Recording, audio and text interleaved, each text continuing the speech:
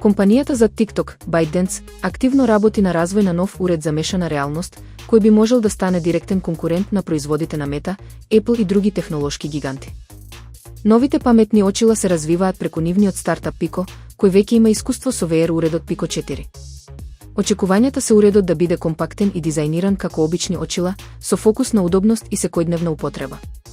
Доколку плановите се реализираат, ByteDance ќе влезе во жестока AB, VR трка, обидувајќи се да се позиционира како сериозен играч на пазарот на проширена и виртуелна реалност.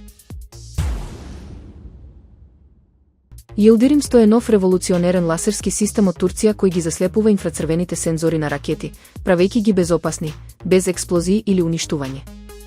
Наместо да напаѓа, ова паметно оружје штити, нудејќи нова визија за воздушната одбрана каде светлината заменува огнот.